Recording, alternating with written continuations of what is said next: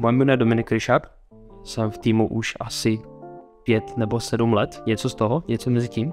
Jsem už od prváku, je mi 25 ještě pořád a myslím si, že v tomhle týmu jsem pěkně dlouho.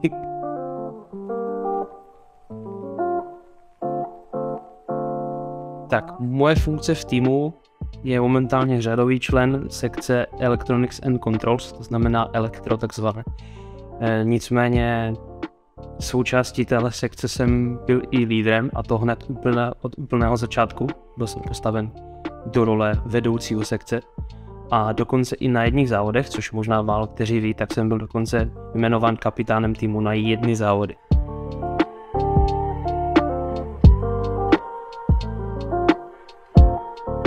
O Formuli Student jsem se dozvěděl od své mamky, která vlastně tady pracuje, momentálně jako sekretářka na katedře, na které se trvávám.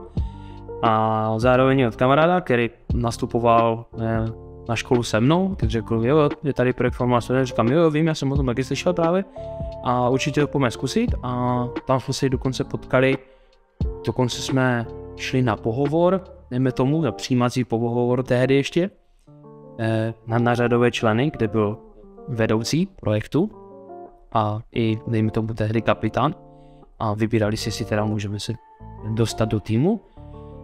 Tak jsme se potkali vlastně se Samem, což byl následně potom i kapitán týmu, takže my všichni tři jsme nastupovali na formuli a byli jsme členové formule ještě dřív, než jsme nastoupili se studiem tady na VŠB.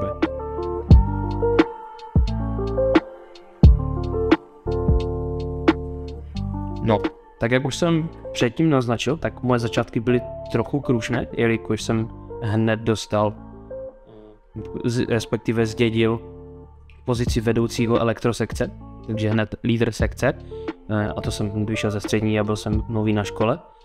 Takže to bylo hodně krušné, nicméně, tak jak se říká, od člověka do vody se naučí plavat, tak jsem se musel naučit plavat celkem dost rychle. Musel jsem si to nějakým způsobem sám spravovat v tu sekci, že nabrat si nějaké lidi, jo, postupně se s nima učit, jo, samozřejmě se učit sám, tak jak vůbec funguje tým, jak funguje soutěž, jak funguje celkově i škola a tak dále. Takže to bylo hodně náročné, nicméně si myslím, že to člověku dá strašně moc. A tím, že jsme byli dobrá parta už od začátku, tak si myslím, že proto jsem pořád tady.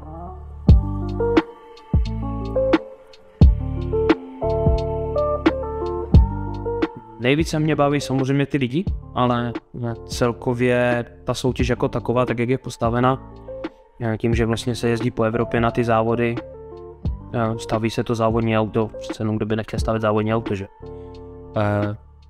Taky kvůli tomu, jak vůbec je ta soutěž postavena, že vlastně jde o to, že člověk si může něco sám navrhnout, nemusí za to platit, dávat do toho jenom svůj vlastní čas, potká se super lidma a to nejenom v tom týmu přímo na škole, ale samozřejmě i z jiných univerzit, naváže super kontakty i s lidma třeba z branže a tak dále, takže si myslím, že ten projekt má strašně velkou spoustu výhod a co člověk musí obětovat, tak je prostě jenom ten čas, ale to si myslím, že jako student je mnohem lepší obětovat čas něčemu takovému, než třeba nedělat víc nebo hrát hry, něco v tom smyslu.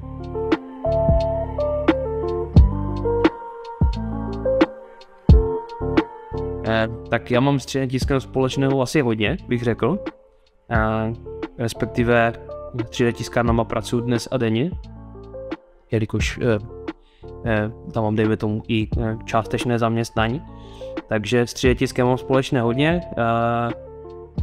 Začal jsem tak nějak po tom, co jsem byl v elektrosekci, tak jsem se postupně přesunul k tříletisku a tím, že to je tady na škole taky, tak jsem se nějak zapojil do toho procesu. Máme tady celé tříletiskové centrum, kde teda se trvávám a vytisknu víceméně cokoliv, co existuje a můžeme tisknout jak z kovu, tak z plastu. Z těch plastů můžeme tisknout skoro cokoliv, kdykoliv a co si člověk zamane, tak to může mít.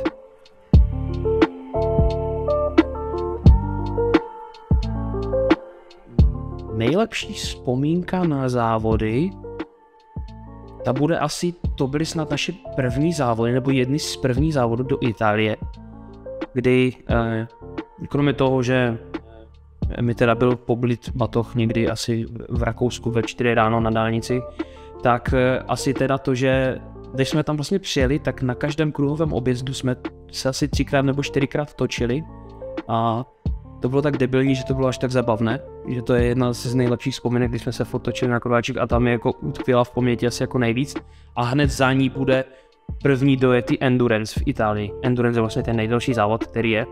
A asi ten pocit jako toho, že jo, to auto prostě dojelo, postavili jsme a ono to prostě dojelo ten závod, tak to asi hned zatím.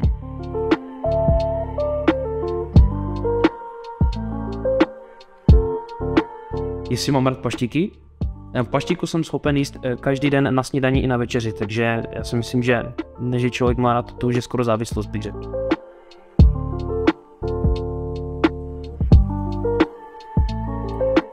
Formule mě posunula, řekl bych, že lidsky, asi úplně někam jinam, si myslím. Člověk dostane tak trochu pojem o tom, jak funguje reálné dění firem, reálné dění motorsportu, reálné dění nějakým způsobem vývoje a tak dále, bez toho, aniž by musel nějak extra opustit komfort univerzity, bych řekl. Člověk se potká se strašně moc lidma a zjistí vlastně, že to není vůbec tak, jak se zdá. Je to hodně práce, to určitě, ale člověka to posouvá strašně moc, i když vlastně se účastní například ne úplně aktivně, ale snaží se pořád něco dělat, tak vždycky to člověka někam posune. A pokud tě to neposune zkušenostma, tím, že se můžeš naučit, nebo můžeš si zkusit, tak tě to posune třeba v angličtině, která je vlastně všude přítomna. Celá soutěž je v angličtině, takže člověk musí se naučit a používat angličtinu, ale takovým tím příjemným způsobem. A mě teda konkrétně určitě posunula v komunikačních schopnostech, ve schopnostech rychle řešit některé situace a ve schopnostech, nebo respektive ve zkušenostech s motorsportem, s tom fungovat ve větším týmu a nějakým způsobem komunikace s firmama a tak dále.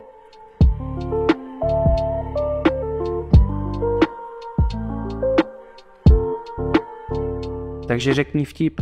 No, já si myslím, že jako se stíhačkama to byl, ale jeden podmět takový, jako že jedou dva tanky, jeden netankuje, no, ale ten můj jako oblíbený, ani moc ne, ale a s mafinama to tady bylo, no tak je složité.